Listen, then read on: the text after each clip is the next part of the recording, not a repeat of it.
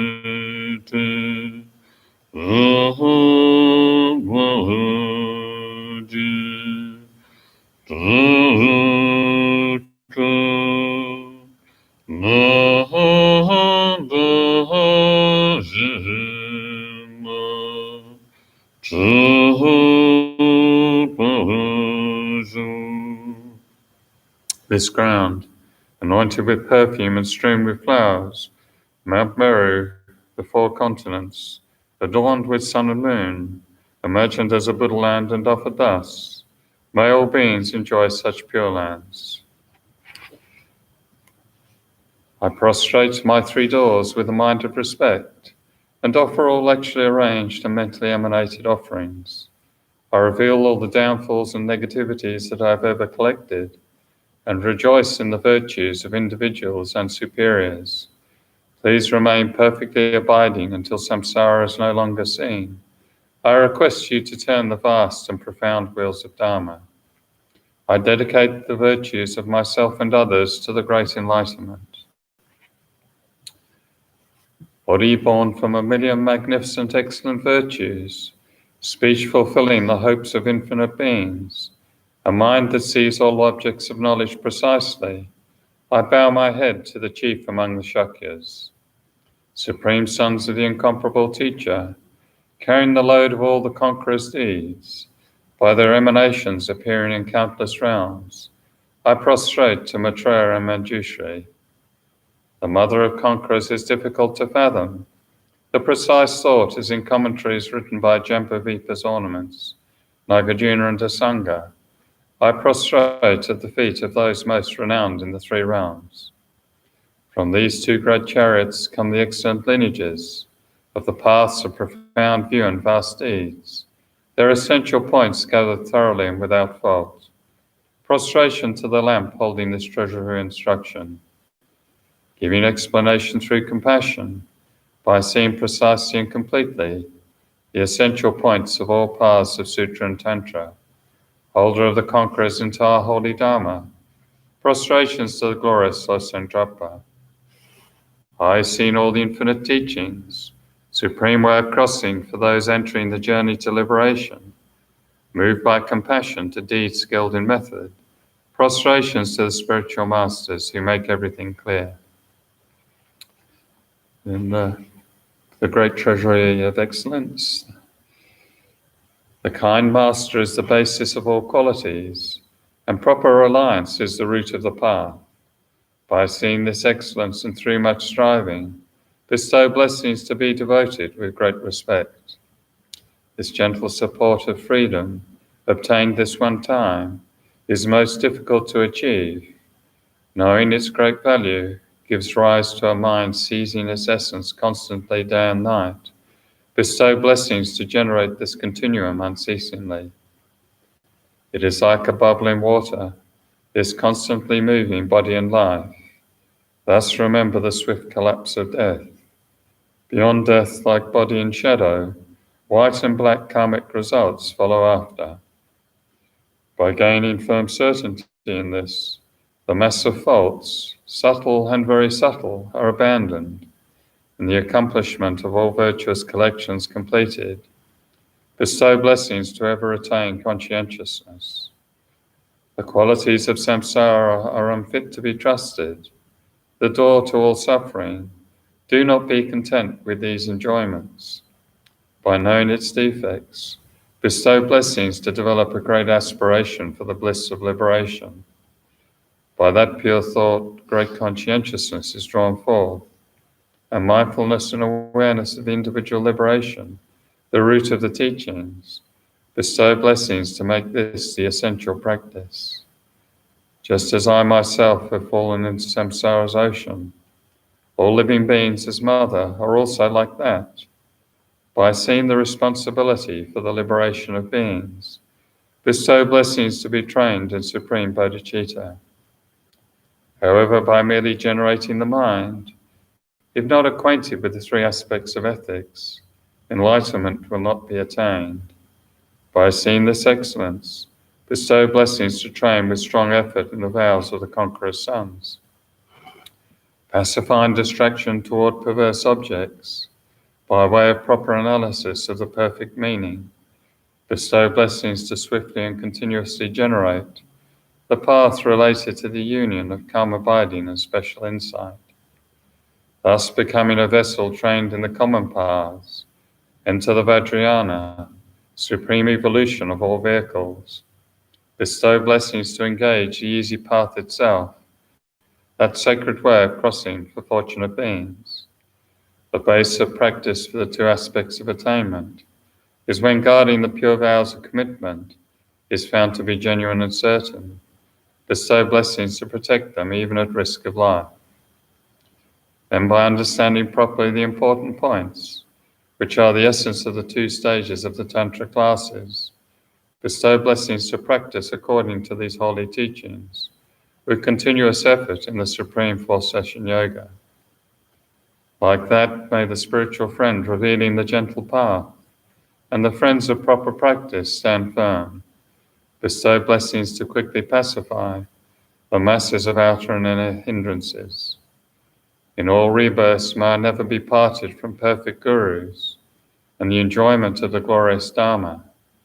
by utterly completing all qualities, paths, and grounds, I quickly achieve the state of Vajradhara.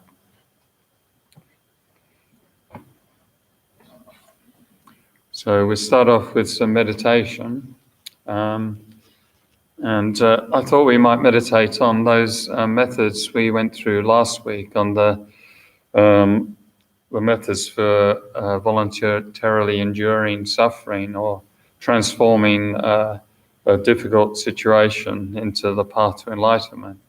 So some of those tips, I guess they gave us many, many times. So we might just do a short meditation on that, and then generate bodhicitta towards the end of that meditation. So sitting in meditation posture and relaxing, letting go of any preoccupations or any worries and any physical tension in the body, and resting the mind, relaxing.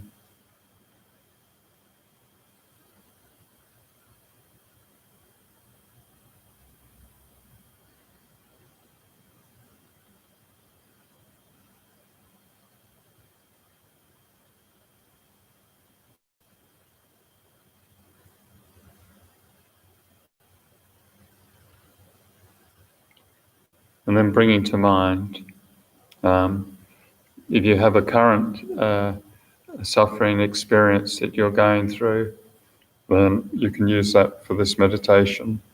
For example, if you have some disease or sickness, or someone you love has just passed away, and so on. Or else we can bring to mind a previous experience we've had of dealing with suffering, a significant experience of unhappiness and suffering. So, and the purpose of this meditation isn't to trick ourselves that everything's okay, but to change our perspective on how we're viewing the situation, so that we don't cause ourselves problems, and we actually can gain something out of the difficulty. So the first thing Geshe used to say was calm down, settle down, relax, because we get very agitated when we're in a situation we don't like. It's quite easy to become agitated. So we can just focus on those words: calm down, settle down, and relax, that everything's okay. And maybe focus on the breath for a few breaths.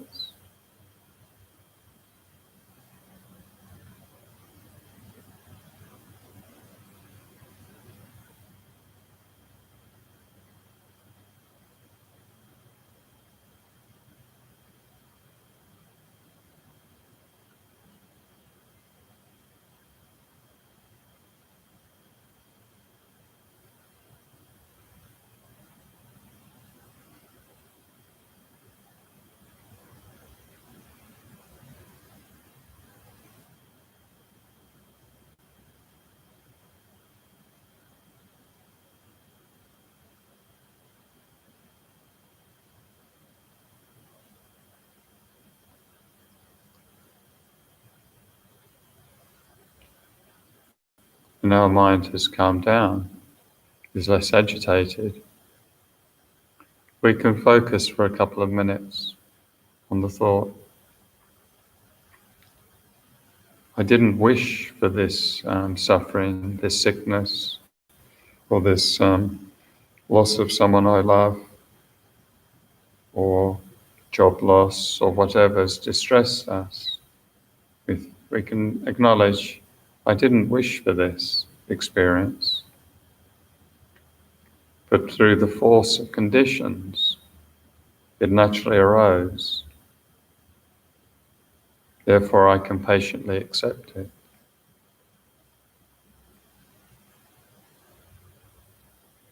So there's so many conditions, both internal and external, that give rise to any experience. The conditions might be our previous actions, previous karma, our way of seeing the world, and might be lots of many sort of mental habits, and so on, as well as external conditions,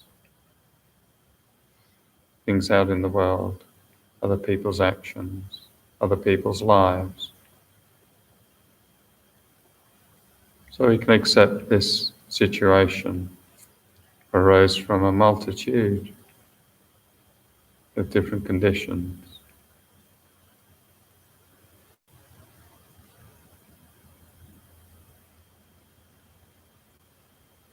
And though I didn't wish for it, I can therefore patiently accept what's happened.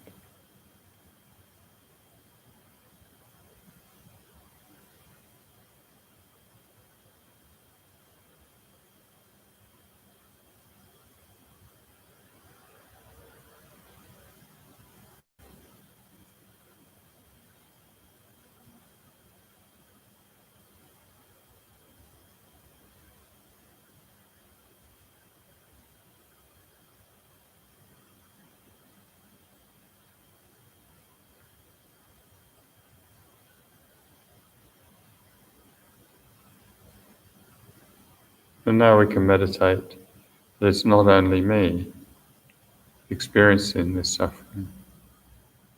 When we're suffering, we focus so much just on ourselves. So we meditate, so many other living beings have this same experience, whether it's cancer or heart disease or losing their loved one, and so on.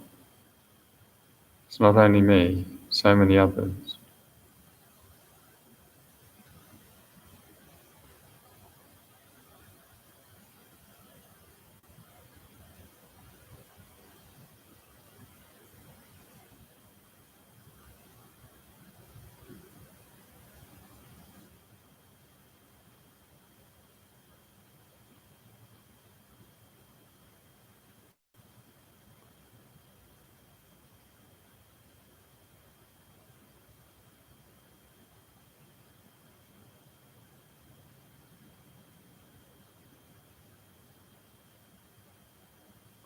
And we can take that meditation a step further and recognize so many others have far worse suffering than myself.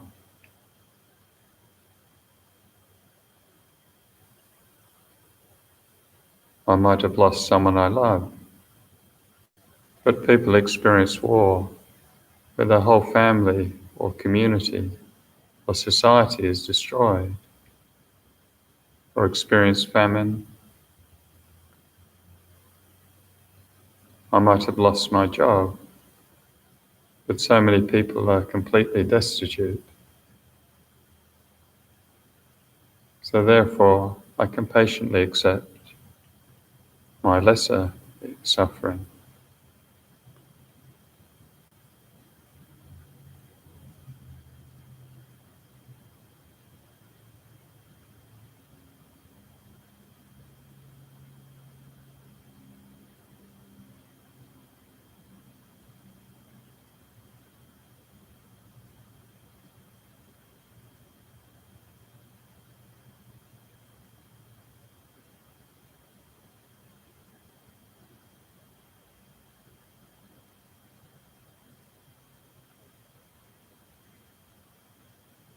And we can ask Shantideva's question, why be unhappy about something if it can be remedied?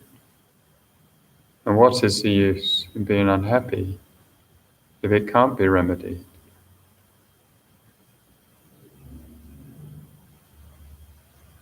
If we can fix it, then let's get going on whatever needs to be done. But if we can't fix it, why make ourselves miserable?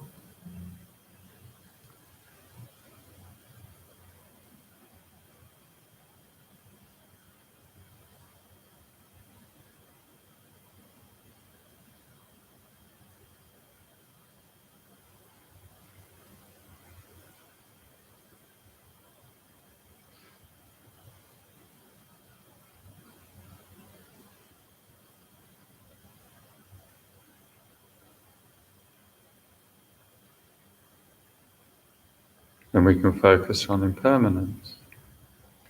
That just as this situation naturally arose, so it will naturally disappear, as all things are impermanent.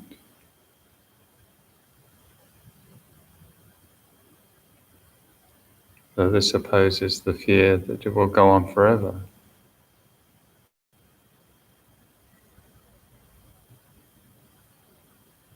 Whether it's in this life or next life, this experience will definitely end.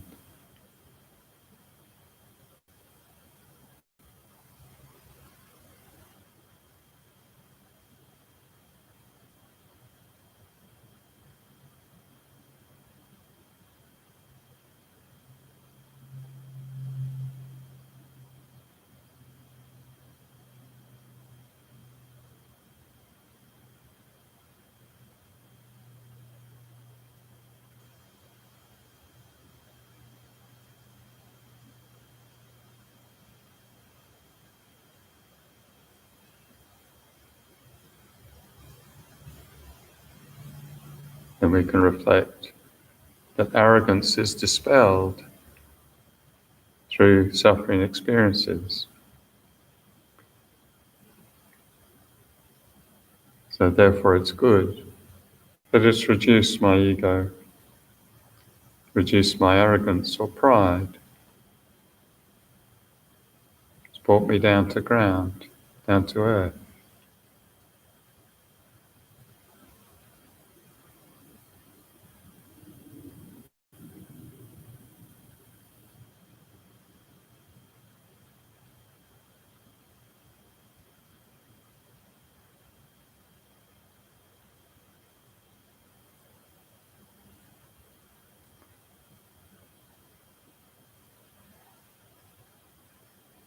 And we can reflect that non-virtue is shunned through recognizing the karmic, the root cause of this experience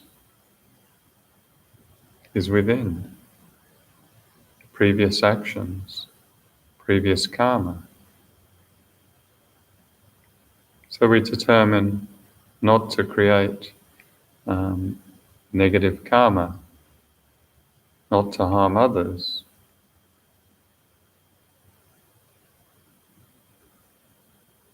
So we don't create future causes. And we can rejoice that this negative karma is being used up and we won't experience it again.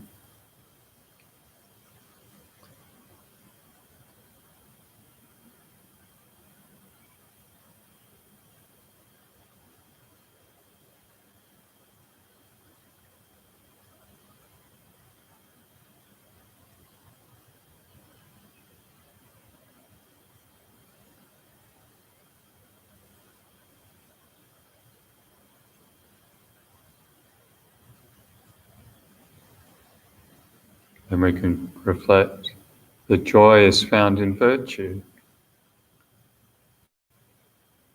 because we want and we need happiness and well-being. So therefore we determine to create the causes.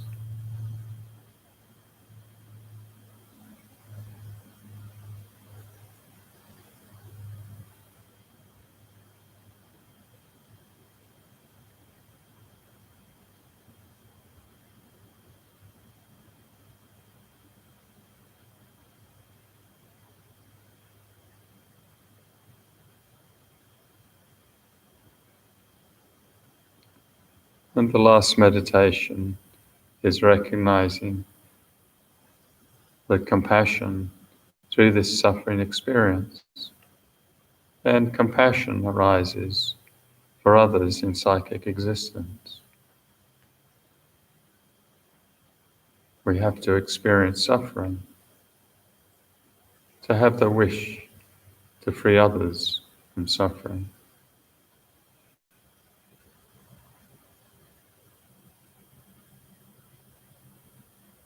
So we can wish, may all living beings be free of all suffering, suffering similar to that which I'm experiencing, and the vast array of other suffering experiences living beings have. So thinking from one's heart,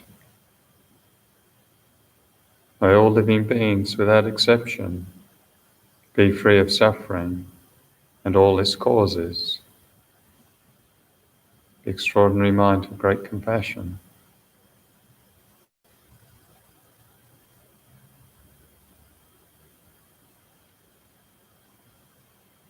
And stabilize on that for a few minutes.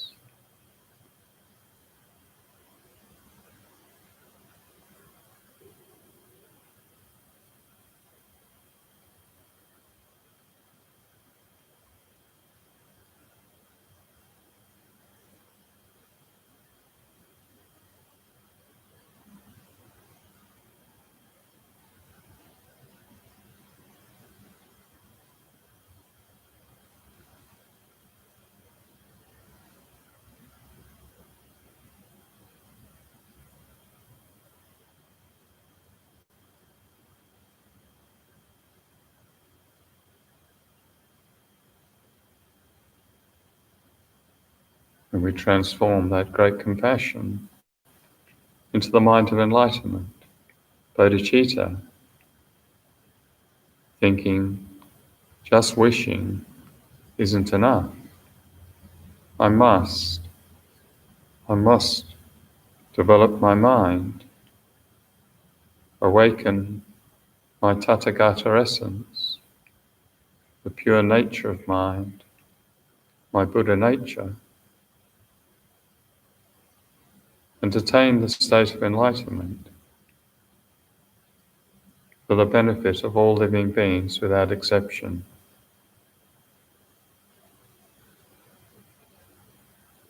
And stabilize on that extraordinary mind of bodhicitta, the wish for your own enlightenment for the benefit of all living beings.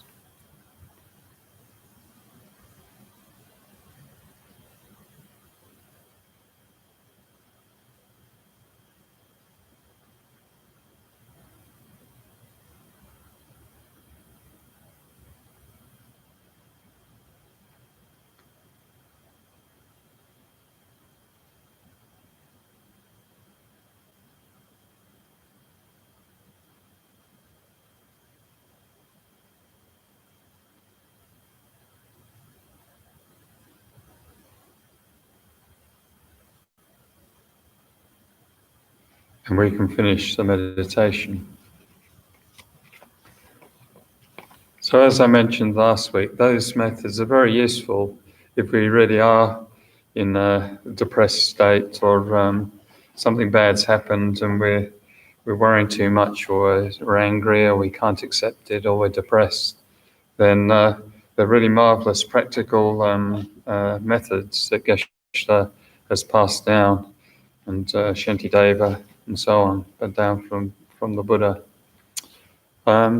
Okay, so today I thought I'd just mention, I saw a quote from Geshe earlier. So just before we start on the perfection, the general teaching on how to listen to the Dharma. So there's lots of instructions in the Path to Enlightenment on how to listen to the Dharma. And the idea is so we actually get something out of it. Ideally it transforms our mind. That's what we're trying to get to.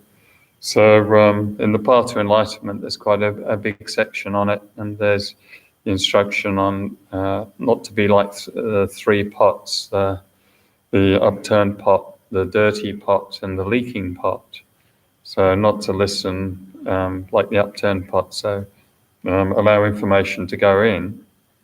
Not be like the dirty pot, don't listen with a bad motivation. Listen with a good motivation, ideally bodhicitta, and not to be like the leaky pot. So we read or listen to the Dharma and then we completely forget it. So the quote I read was to do with the leather that's traditionally used in Tibet to hold butter. And I've seen it before in Liberation in the Palm of Your Hand, Pabonka Rinpoche's Lamrim commentary, where, if anyone's been to Tibet, I've seen you get these great big chunks of butter that are carried around sort of the mountains in this leather. But funnily enough, the leather doesn't become, even though it's continuously surrounded by oil or fat, it doesn't become soft. It gets very, very hard and I suppose leathery. So the quote Geshe said on that, he said, the skin that holds butter becomes very rough. It's always with butter together, but it's never soft. Some people listen to teachings. Yes, I know, but they really don't understand. And Shakyamuni Buddha said it's better no teachings in that case. His Holiness Trijang Rinpoche gave the example, if a rock in an ocean is in an ocean for 1 million years, it doesn't become soft. I guess she used to say it's like cooking rocks. Teaching us was like cooking rocks. Geshe said, if no properly practice the Dharma, just yes, then Dharma can't support us. So we need to find a way to listen to the Dharma so it's most beneficial for us. And the Buddha, as many people listening would know, gave the quote about listen as if you're buying gold. So don't just accept the teachings, but analyze them, pull them apart and check their validity. But at the same time, we don't want to listen and say, yes, I've heard that before. Yes, karma. Yes, impermanence. Yes, suffering. Yes, bodhicitta. And become jaded with the Dharma. So we need to find a way so it's fresh. We're applying the Dharma freshly to our mind every time we hear it, and sort of trying to deepen our experience, not just deal with our previous, our sort of generic image of the Dharma, not actually trying to get in touch with the actuality Dharma.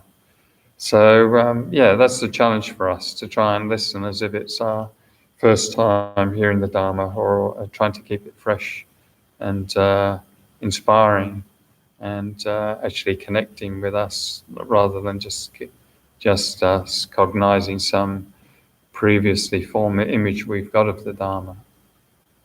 So I don't know if that makes any sense, but yeah. All right, so now we're back on the 6 perfections, Path of Great Scope, the Bodhisattva grounds, or the Bhumis, and the 6 perfections. Well, there's actually 10 perfections. So perfection of generosity, perfection of ethics, perfection of patience, perfection of joyous effort, perfection of concentration, perfection of wisdom, then the perfection of skillful means, perfection of prayer, perfection of power, and perfection of supreme wisdom. They're the 10 bodhisattva grounds that are traversed on the path of meditation, resulting in enlightenment. So now we're looking at the 4th perfection. And progressively, as a bodhisattva traverses those grounds and gains the realizations, they're deepening primarily they're deepening their understanding of the nature of reality. So they're deepening their understanding of emptiness and getting a more and more subtle understanding and a more and more extensive understanding. So as well as developing the qualities such as fully developing generosity, then fully developing ethics, gaining completely pure patience and joyous effort and so on. So, and they're called grounds because they're the base of realization. So a bodhisattva who has attained these extraordinary states is, I suppose you could say they're grounded. They're completely in touch with reality.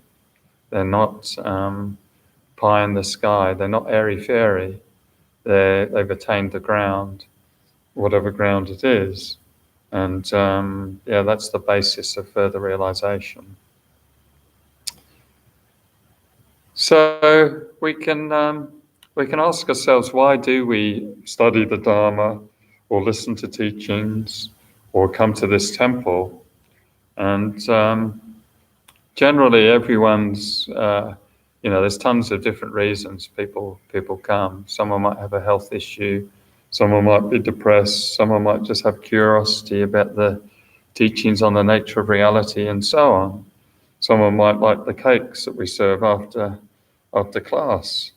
Lots of different reasons, but the underlying one is we're all seeking happiness and freedom from suffering. And I suppose we're all seeking a change, some sort of change, whether it's a minor one like learning to relax, or a major change like enlightenment. We come seeking a change, and we want peace. We want enduring well-being. We want happiness. We want enlightenment. So that's big change. So we want those things. How do we go about it? We can sit around and hope. Just sit around waiting for enlightenment to strike. One day we're ordinary and we're just bumbling along, and then kazam, next day we're enlightened. We can hope for that. But we might be sitting there for quite a long time. Or we can hope that we've met a fully qualified spiritual master, such as His Holiness the Dalai Lama, such as Geshe Acharya Thubten Lodin, and we can hope that they'll rescue us. They'll enact this change that we're seeking. But again, we might be waiting a long time, because for a change to occur within us, then unfortunately, effort is necessary. The change arises from specific causes. So just as everything in this world, everything in your room where you are at the moment has specific causes. Every aspect of your mind has specific causes. So too, this peace, this happiness, well-being, enlightenment, whatever, has specific causes within our continuum. So we need to make effort. Without those causes, we can't get the result. And the causes require effort. So with no effort, if we're not prepared to make effort, then we won't get the change we're seeking. No matter what we try. We might try putting a mirror by the front door and doing this and doing that, or getting crystals and so on and so on. But if we're not making the change within our mind, then we're not going to transform into a perspective, an enlightened perspective. So, and the reason effort's necessary for change, and a lot of effort, is because our minds are very habituated. We've got a strong pattern. Whoever we are, we've got a strong pattern of being just that. So you say don't get stuck in a rut, but we have this particular perspective, particular responses, and they're pretty. I suppose once you get to know someone, they're often very predictable, how someone's going to respond in a particular situation. And for oneself, I can see that in myself. It's very predictable, because the neuroscientists talk about brain plasticity, where it's the more you have a particular thought, then the more it establishes a physical pathway that supports that thought. So we're trying to create new pathways, and it takes a lot of, even on a brain level, let alone on a samsara level of beginningless lifetimes of delusion. It's a bit of the joke when you come to a Buddhist center. You might come here thinking, I just want to learn how to relax and take it easy. And by the time you've started studying the path to enlightenment, the goals changed a bit, and rather than just learning to chill out, which is a minor part of the path, you've actually taken on making ongoing effort for not just this lifetime, but for endless lifetimes until enlightenment, to attain this goal, to transform oneself into an enlightened being. So, it's a pretty incredible thing to take on. So even with, for example, relationships, we need effort. There's continuous effort needed in relationships, whether it's relationships in a community like here at the center, or relationships at your home or at work or whatever. Because everybody's got different perspective, different opinions, different view, then it takes a lot of effort to compromise, to be patient, to get your view across and so on. So lots of effort. I guess you used to say, try, continuously try, then anything is possible. So, or another example is, with regards to effort, is a marvelous flower garden like we have here at the Peaceful Land of Joy. We've got a 10-acre flower garden and, lots of Californian redwoods and golden robinias and roses and salvias and so on and so on. But to establish and sustain a flower garden, it's continuous effort, and on the part of many, many, many people. Many of our outside students come here on a Saturday, and also sometimes during the week, and support the garden, and lots of the residents get involved and so on. So it's continuous effort. So if we want to establish an inner flower garden, like with the marvelous inner lake full of lotuses with the lotus of renunciation, then that takes continuous effort in the earlier stages of the path to develop that renunciation of suffering and all its causes. And if we want the magnificent roses of compassion, the sort of beautiful, fragrant, gentle blends of different colors, then again, that's lots and lots of work. Or the radiant sunflowers of wisdom. I'm probably going overboard a bit here, so I might just stop there. So anyway, we need to make effort. And to make effort at things, even in ordinary things, we need to enjoy them. If we don't enjoy them, then it's very easy to lose enthusiasm, lose your commitment, and drift off and do something else. So it doesn't matter if you're studying and you choose, say, engineering, and you're in the first year of the course and you've just been studying concrete for 2 months. Concrete. You just can't stand the thought of studying concrete for another week. Then it's very hard to make the effort to come to class or open the concrete book and look at the specifications and the different types.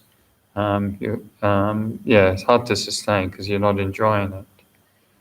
Or, caring roles, the people who actually enjoy them just generally do a much better. So, for example, in aged care home, if you can't stand what you're doing, You're really annoyed by this someone with Alzheimer's, totally dependent, dual incontinent. You're not getting anything, any enjoyment whatsoever, or any sense of meaning or purpose.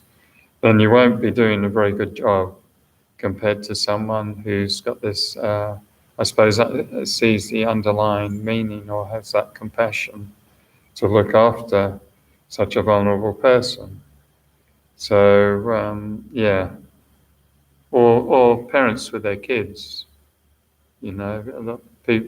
some parents sort of regret having kids, and the bloke might want to be off down the footy or down the pub.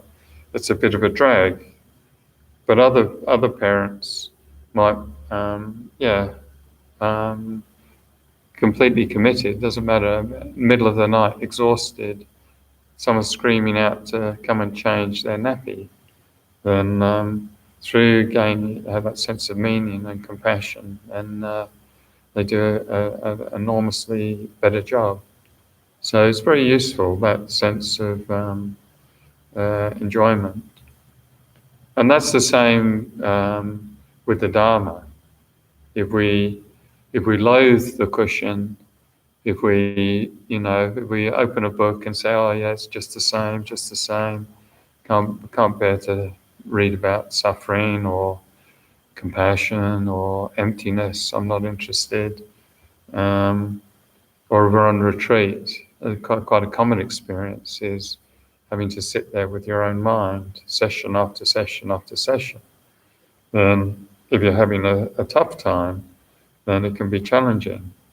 So it's very hard to apply yourself to the Dharma if you're not enjoying it, and so on.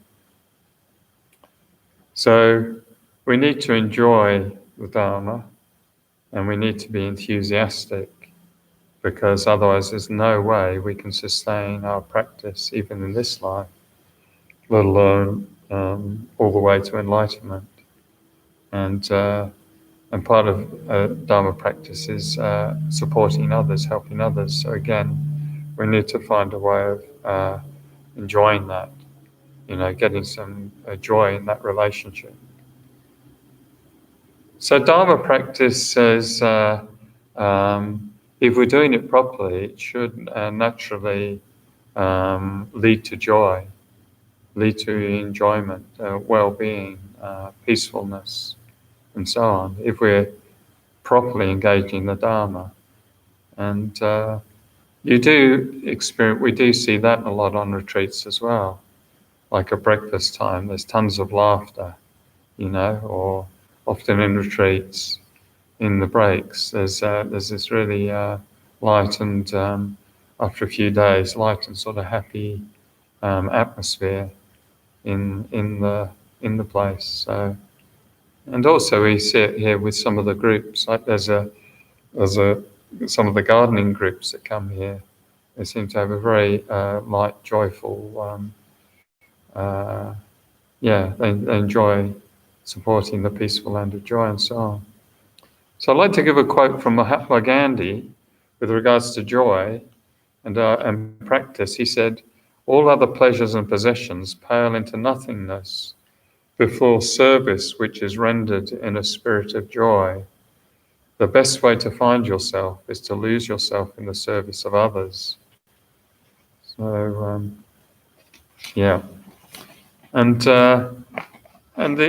when you encounter these realized Dharma practitioners, these really, like some of the old Geshis that came out, were trained in Tibet, and some of those really marvelous practitioners, if you spent time or received teachings from His Holiness the Dalai Lama or from our spiritual head Geshe Loden, then you can see the Dharma does support joy, it stimulates joy.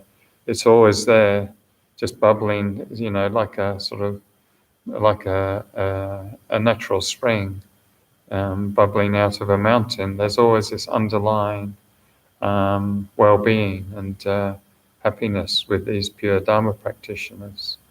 Having a pure Dharma mind results in this joyful experience. So I quote Geshe again from an oral teaching, one, I think it was a Path to Enlightenment teaching. He said, if there's no joy, then it doesn't matter which one you practice.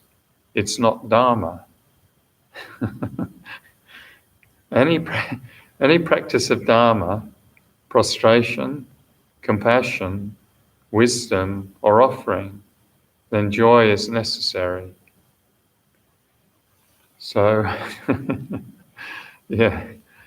So we're just grinding our way through. We might not be doing it right. So page 738 is on the section of joyous effort, the perfection of joyous effort. Yeah, I'll just get there. Perfection of joyous effort. So I'll read from the nature of joyous effort. Joyous effort is a mental factor taking delight in objects of virtue. When conjoined with a bodhicitta motivation, joyous effort becomes a perfection of joyous effort.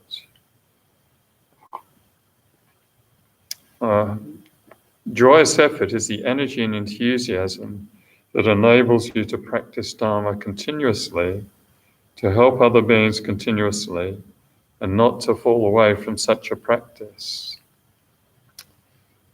So, yeah, joyous effort, enthusiasm for the Dharma and for helping others, actual delight. So the definition, the mental factor, taking delight in objects of virtue. So primarily those objects of virtue are the Dharma, or the triple gem, the Holy Buddha, Holy Dharma, and Holy Sangha, and other supporting other living beings. Excuse me. So it says it's a mental factor. So in Buddhism, there's breakdown, our consciousness, or what's happening in our mind, the entirety of our mind, is broken down into different components to get to understand them. And there's main minds and secondary minds, or main minds and mental factors. So the main mind might be, for example, you're looking at the image of a Buddha. Your visual consciousness is apprehending the image of a Buddha. And secondary minds might be, for example, the wish to attain enlightenment when conjoined with that image. Or another mental factor is this joy, enthusiasm or delight in the object of virtue. So, yeah, that's what we're trying to purify our minds and get to that point where there's just natural delight arising when we encounter the Dharma. So, and virtues, we've looked at virtues before in the perfection of ethics. So not harming others, supporting others, listening, thinking, and meditating on the Dharma, for example, are virtues. And virtue also has the sense of, similar, I think, to ancient Greeks, that it's something that strengthens the mind and strengthens our emotional state and our resilience. It builds us up through practicing virtue. So making effort, with regards to joyous effort, making effort a non-virtue is not joyous effort. It doesn't matter how much effort we make. If it's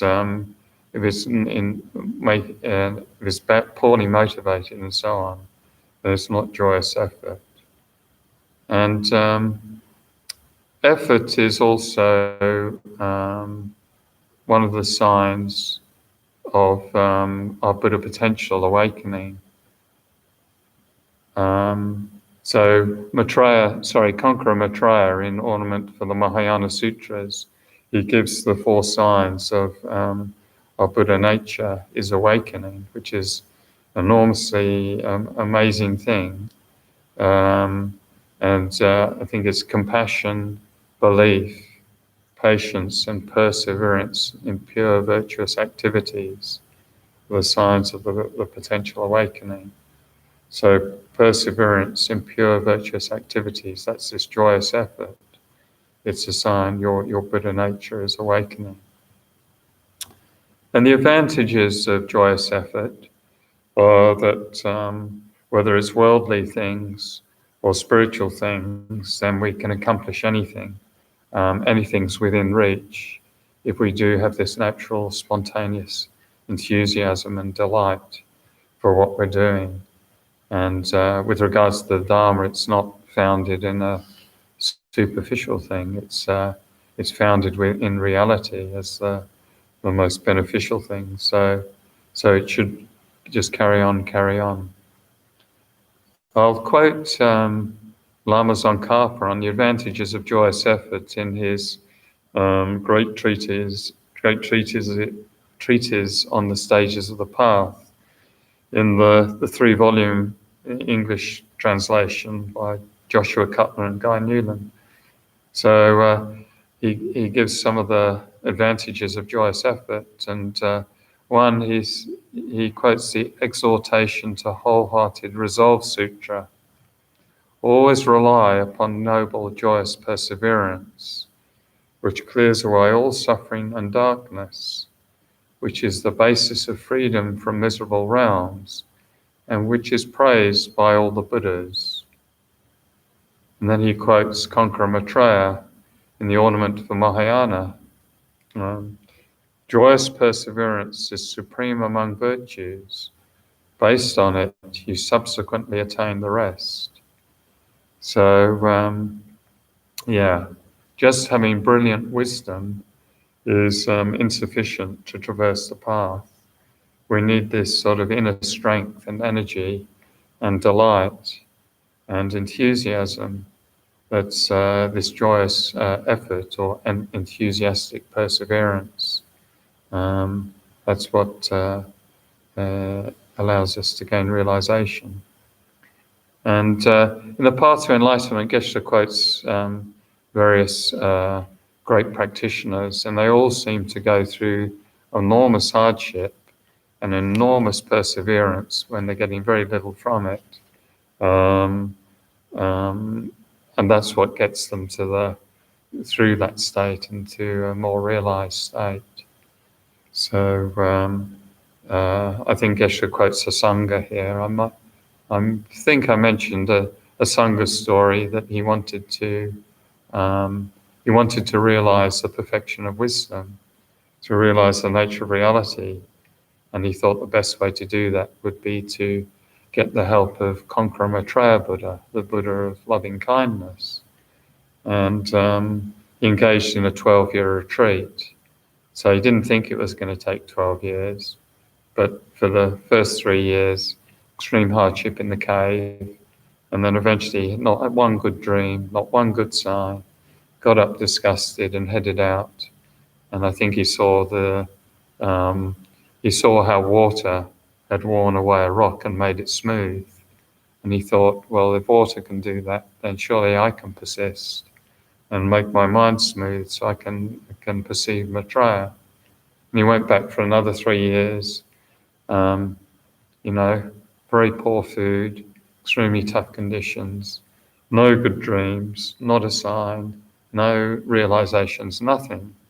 And in disgust, he gave up again and went out. And on his way down the mountain, he saw a bird was made a nest through a hole.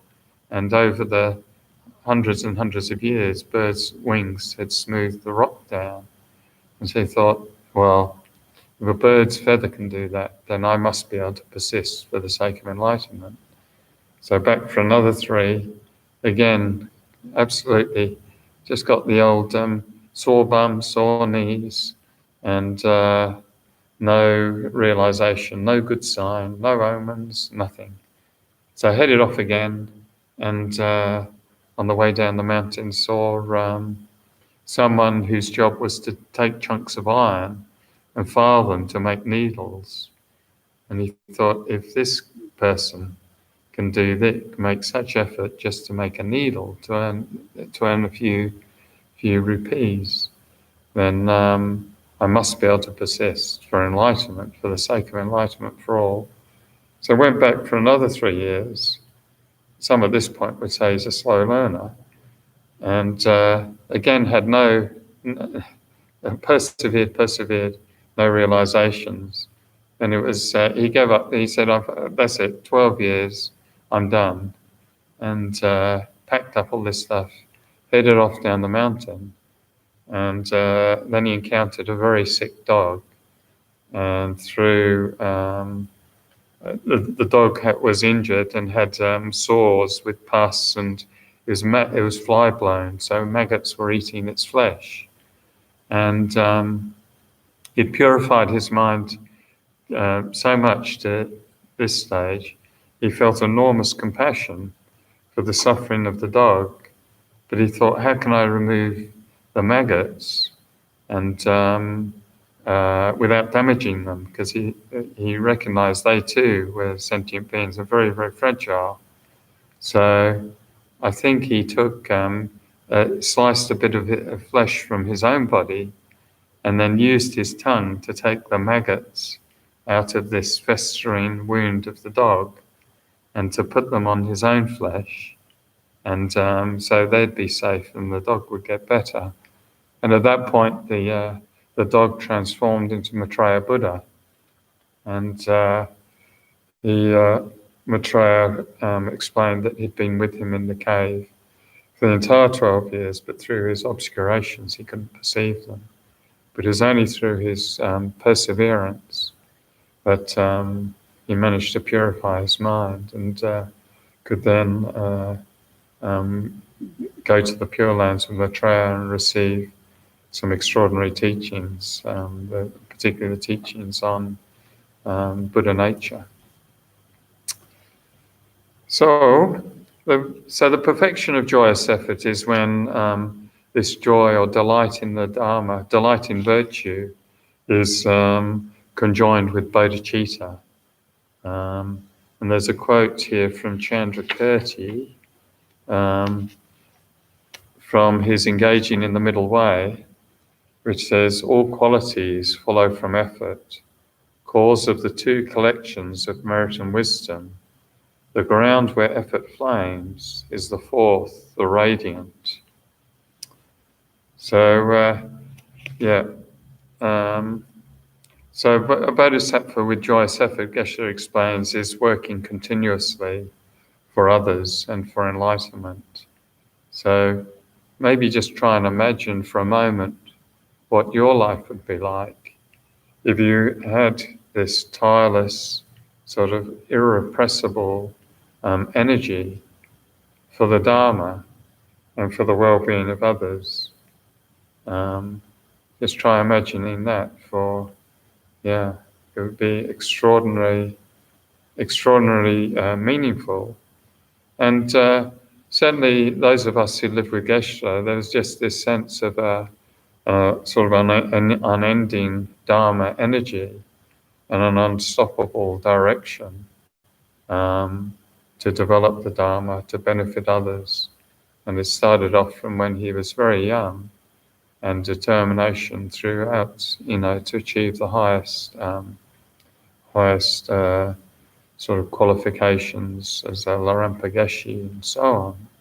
And then spreading the Dharma through the West and building centers and looking after people in Tibet and in India and so on and so on. It was non-stop energy, Dharma energy, enlightened activities. So again, I'll quote Geshe. He said, with regards to pure virtuous actions, energetic perseverance is like a peaceful river, smoothly flowing, no flood. Ordinary people, they too much push and then crash, or they make too little effort and the realizations are not coming.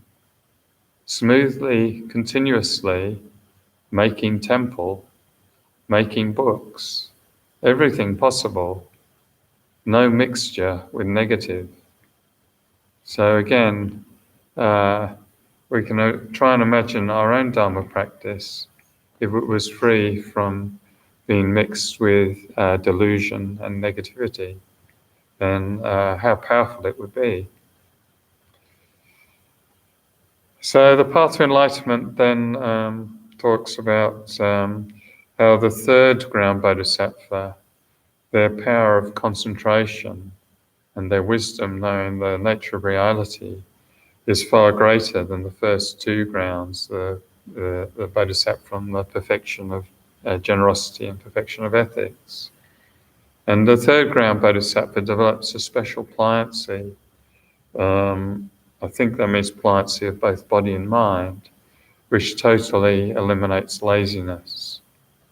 So it's the means to realize this perfection of joyous effort, is to traverse the previous grounds.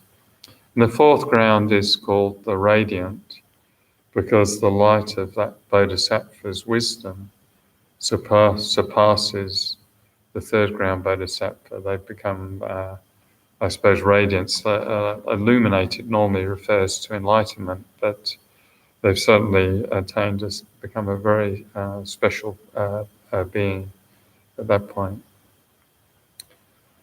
So on page 741, Geshe then looks at removing the hindrances to joyous effort. And the main obstruction to joyous effort is laziness.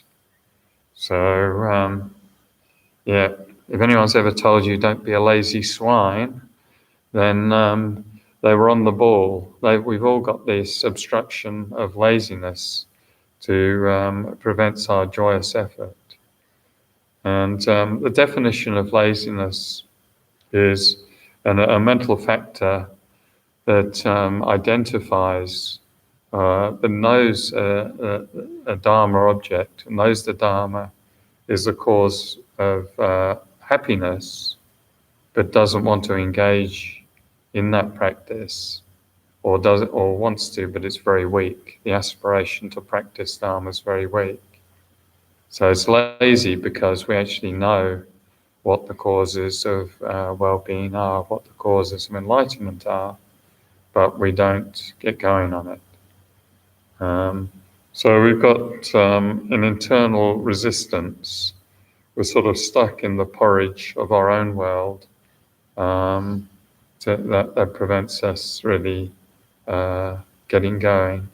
And it prevents effort, and it prevents us developing this internal porridge or resistance or stuckness.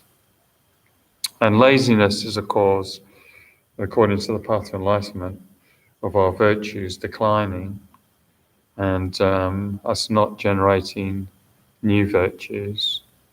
So, and so with the Dharma, it's hard to gain Dharma success, and in worldly life, it's hard to gain success with laziness. So I suppose part of the challenge is to look inside oneself and say, what is it stopping me from more wholeheartedly engaging the Dharma? What is it, honestly? And it might be something like complacency. It might be, I'm comfortable here where I am. Really, I'm quite comfortable with my life, and I have a sense that that's my life's always been quite comfortable, and that's my sense about what life is. And I'm a bit unaware that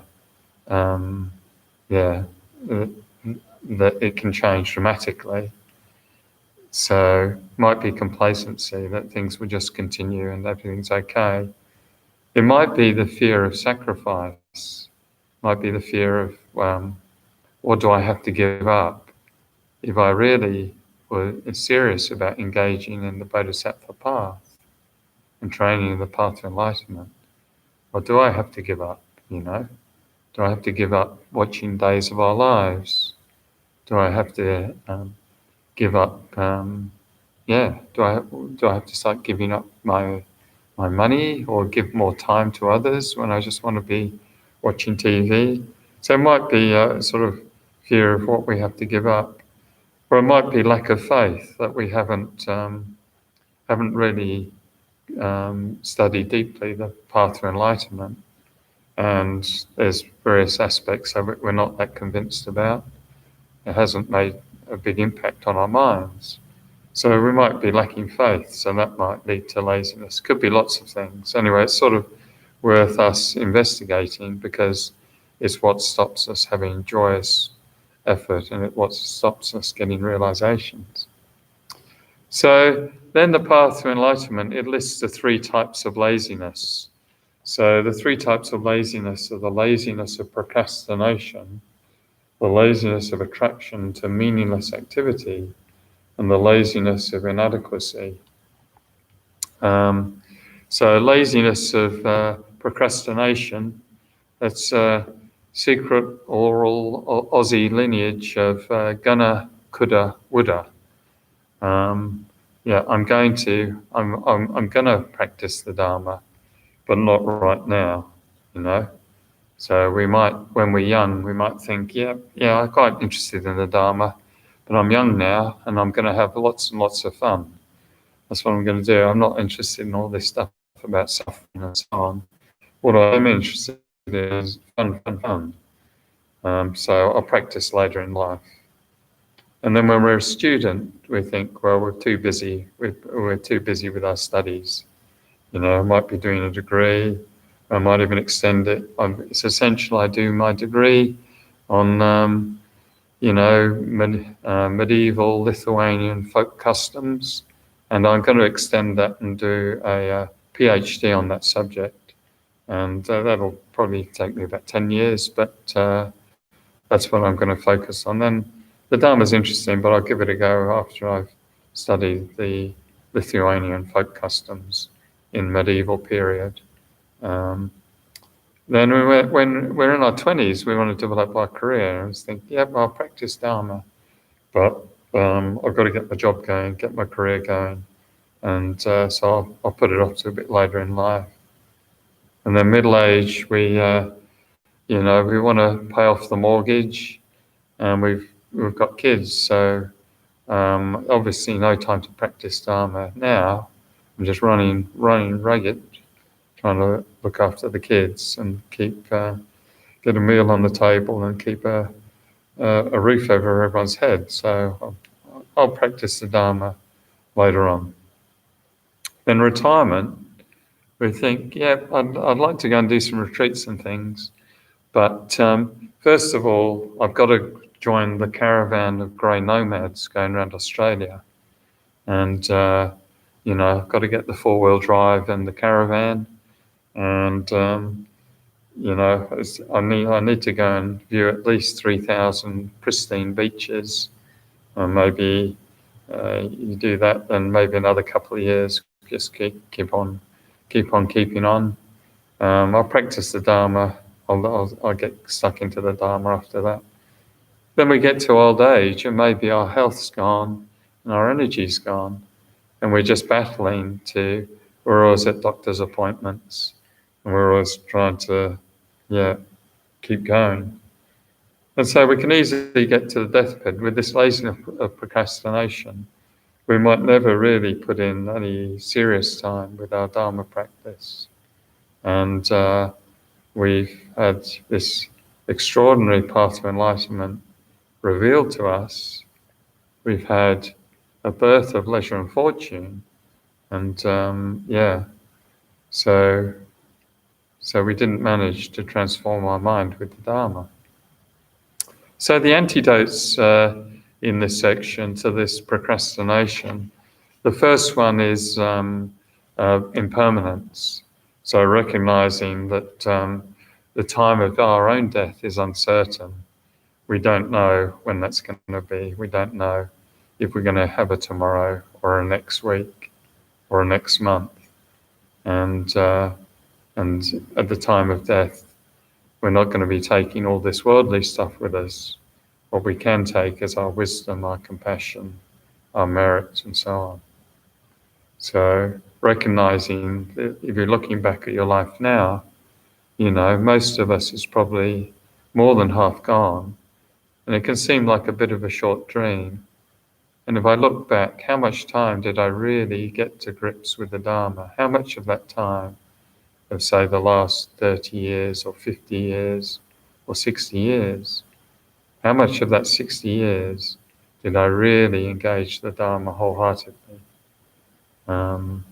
So impermanence is good for overcoming procrastination. And the other antidote Geshe mentions here is to recognize that we can practice in any situation. So we don't have to put it off to get this imaginary perfect situation. There is no perfect situation in samsara for practicing Dharma because our mind will always look for distractions. So it's recognizing any situation you're in is perfect to practice. And it's perfect to practice according to the karma you have. So the karma you have, if you have the karma, for example, to be often upset or irritable or angry, then it's perfect, whatever situation you're in, it's perfect to engage the practices of patience and see the disadvantages of anger. So it's a perfect situation. The conflict you get into is perfect according to your karma to practice the Dharma at that time.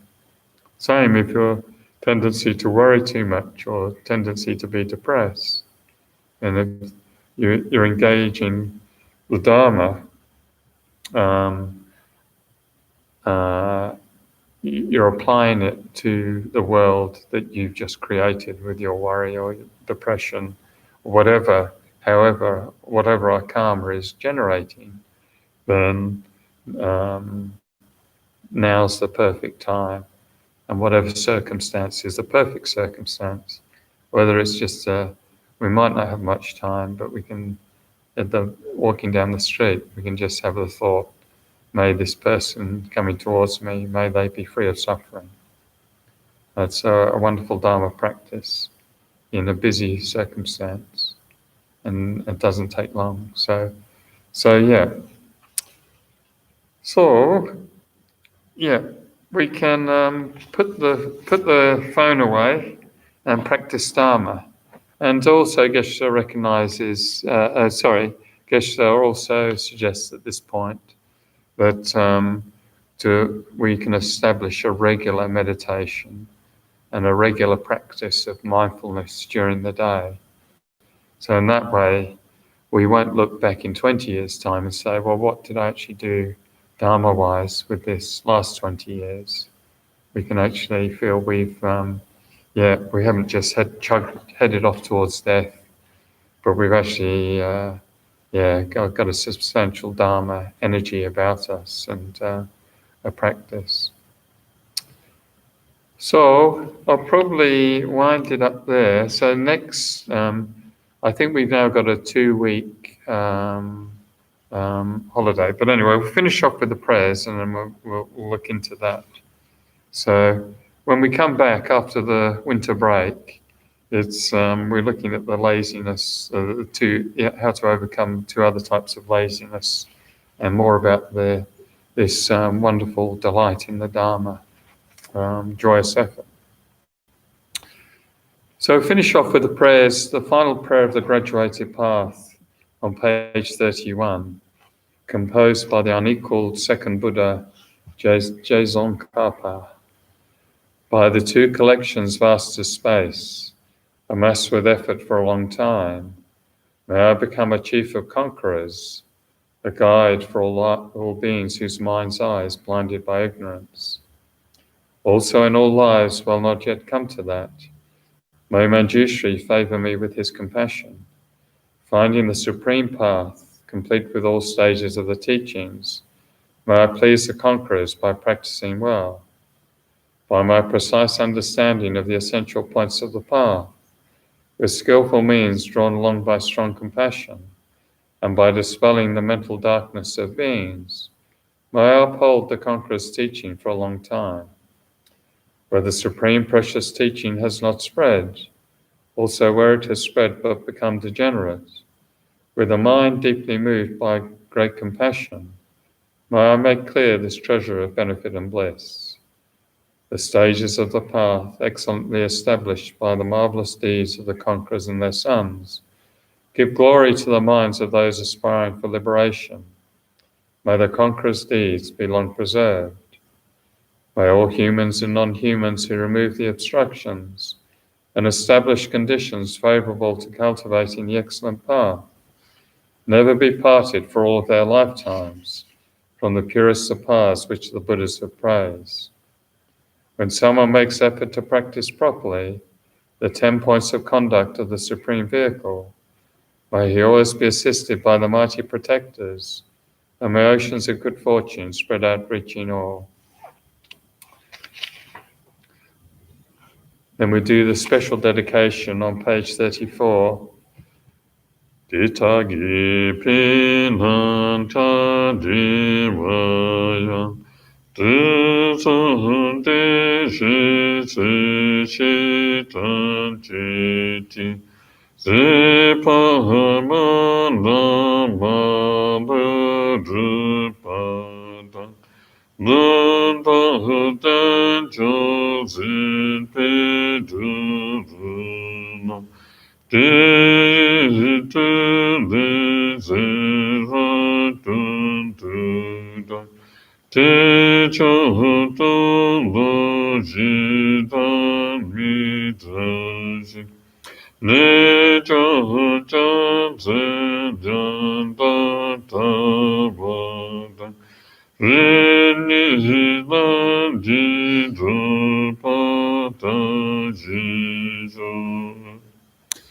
Whatever white virtues we have thus created, we dedicate as causes, enabling us to uphold the holy Dharma of Scripture and realization, and to fulfill without exception the prayers and deeds of all the Buddhas and Bodhisattvas of the three times. By the power of this merit in all our lives, may we never be parted from the four wheels of the Mahayana, and may we complete the journey on the paths of renunciation, bodhicitta, pure view, and the two stages.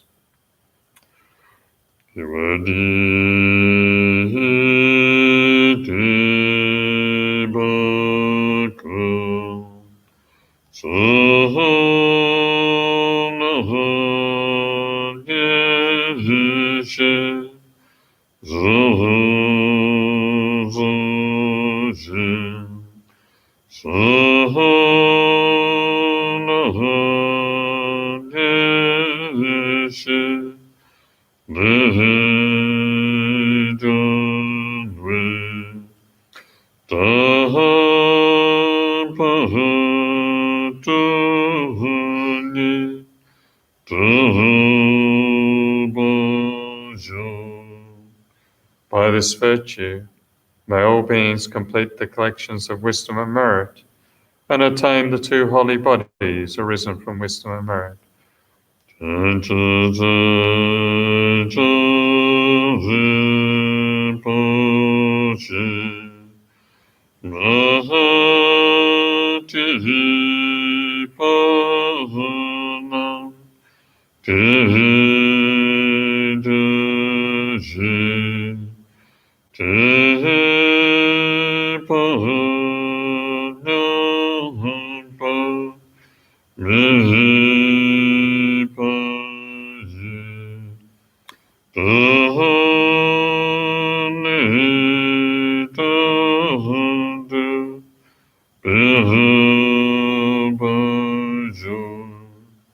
May the precious superior mind of enlightenment be generated in those who have not yet generated it, and not decrease in those who have developed it, but increase continuously.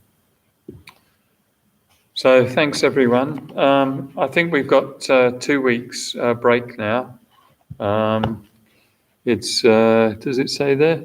Yeah, resumes on 4 p.m. on the 12th of July, following the winter break. So, marvelous. But the old classes are available on live stream online. We will also review revised government guidelines and the situation in Victoria announced yesterday in regard to the potential for resuming temple classes. Updates via web, email, and Facebook.